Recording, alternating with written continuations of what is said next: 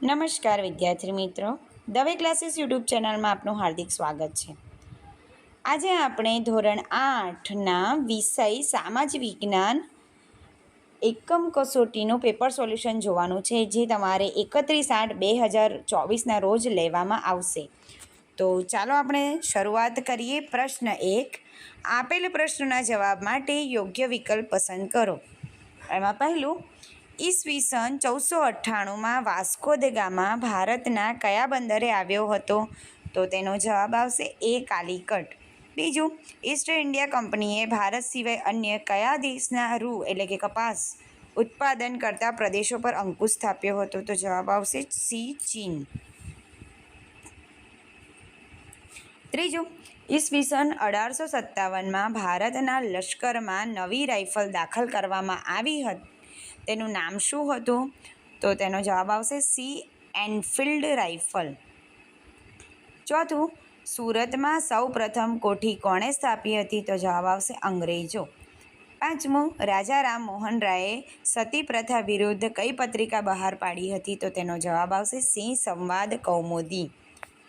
પ્રશ્ન 2, નીચેના વિધાન ખરા છે કે ખોટા તે જણાવો. એમાં પહેલું, બંગાળના નવાબ સુજાઉદ્દૌલાએ 15 જૂન 1756ના રોજ ફોર્ટ વિલિયમ પર આક્રમણ કરી અંગ્રેજોને હરાવ્યા. તો આ વિધાન કેવું છે? ખોટું.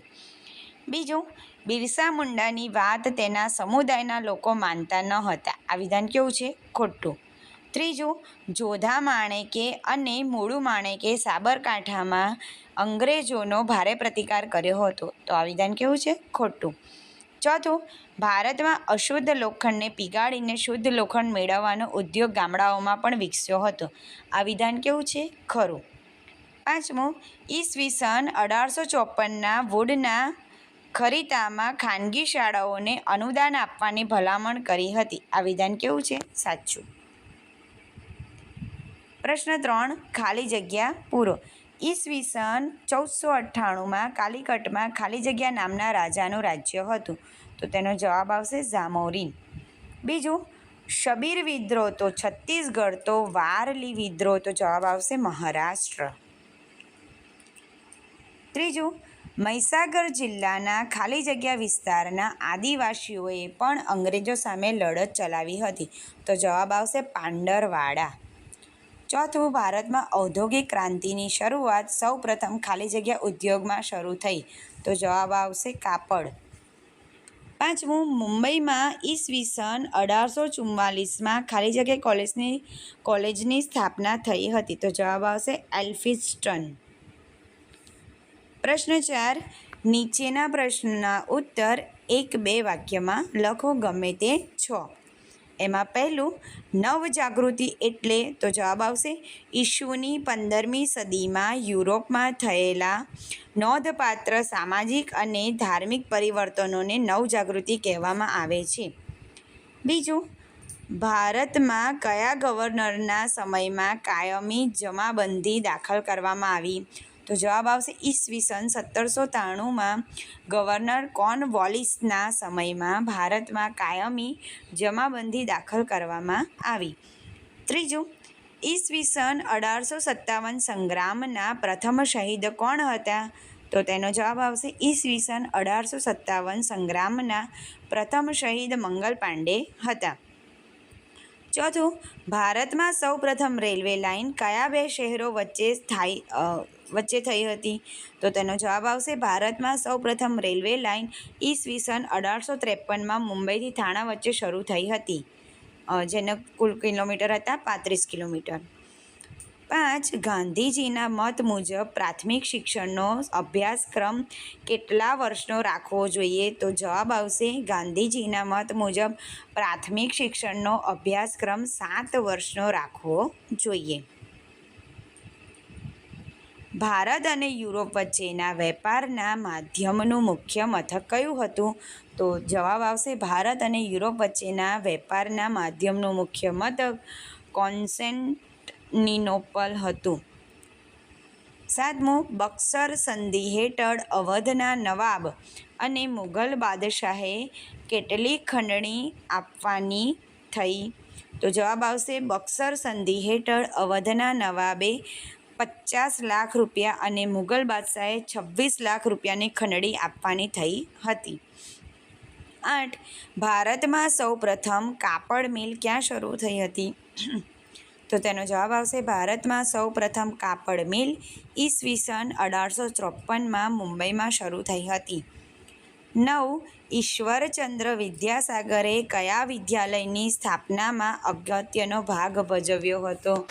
તો જવાબ આવશે ઈશ્વરચંદ્ર વિદ્યાસાગરે હિન્દુ બાલિકા સરકારી વિદ્યાલયની સ્થાપનામાં અગત્યનો ભાગ ભજવ્યો હતો.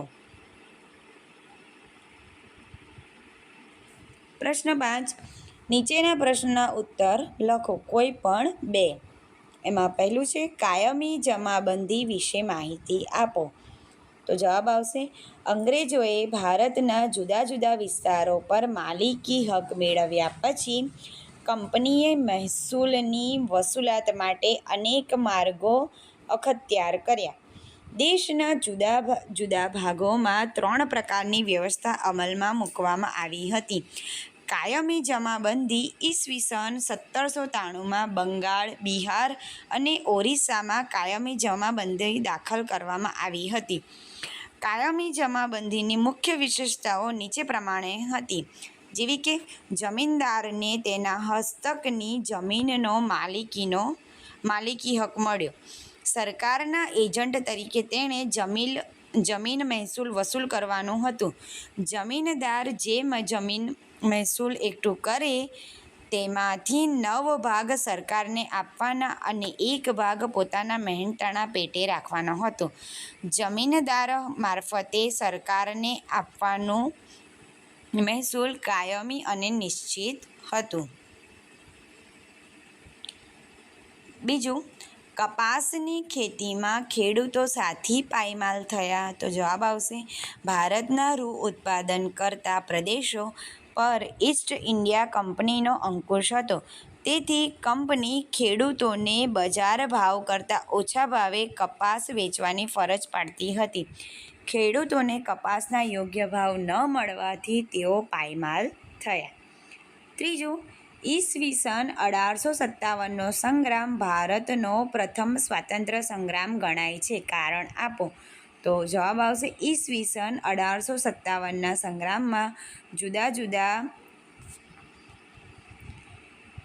જુદા ધર્મમાં અને કોમોના સૈનિકો પરસ્પરના ભેદભાવ ભૂલી જઈને અંગ્રેજ સરકાર સામે લડ્યા હતા. એ સંગ્રામમાં રાજાઓ, જાગીરદાર, જમીનદારો, ખેડૂતો, કારીગરો, આદિવાસીઓ, સ્ત્રી નેતાઓ, ગ્રામજનો વગેરે પ્રજાના મોટા સમુદાયે ભાગ લીધો હતો. આ સંગ્રામનો હેતુ ભારતને અંગ્રેજોની સત્તામાંથી સ્વતંત્ર બનાવવાનો હતો. આથી ઈસવીસન 1857નો સંગ્રામ ભારતનો પ્રથમ સ્વાતંત્ર્ય સંગ્રામ ગણાય છે. ચોથું, કયા વિસ્તારનો કોલકાતા શહેર તરીકે વિકાસ થયો? તો જવાબ આવશે ઈસવીસન 1698માં અંગ્રેજ કંપનીએ સુતનતી, કાલીઘાટ અને ગોવિંદપુર નામના 3 ગામોની જમીનદારી મળી.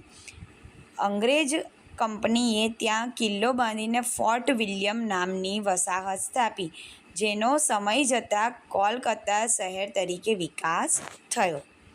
5. 19મી સદીના અગ્રણી શિક્ષણ સુધારકો કયા હતા? તો જવાબ આવશે 19મી સદીમાં ભારતમાં અનેક સુધારકોએ શિક્ષણ ક્ષેત્રે કાર્ય કર્યું, જેમાં રાજા રામ મોહન રાય, મહાદેવ ગોવિંદ રાનડે, રામાબાઈ રાનડે, જ્યોતિરાવ ફૂલે, સાવિત્રીબાઈ, મહર્ષિ કર્વે, હરકુંવર શેઠાણી, દયાનંદ સરસ્વતી, સ્વામી શ્રદ્ધાનંદ, સર સૈયદ અહેમદ ખાં, સર સયાજીરાવ ગાયકવાડ, ચિમનાબાઈ ગાયકવાડ, ગોંડલ નરેશ, ભગવતસિંહજી, મહાત્મા ગાંધીજી, રવિન્દ્રનાથ ટાગોર વગેરે મુખ્ય છે. જો તમને આ વિડીયો પસંદ આવે તો વિડીયોને લાઈક કરજો, તમારા મિત્રો સાથે શેર કરજો અને મારી ચેનલને સબસ્ક્રાઈબ કરજો. અને એક્ઝામ માટે મતલબ કે એકમ કસોટી માટે તમને બધાને જ best of luck. Thank you.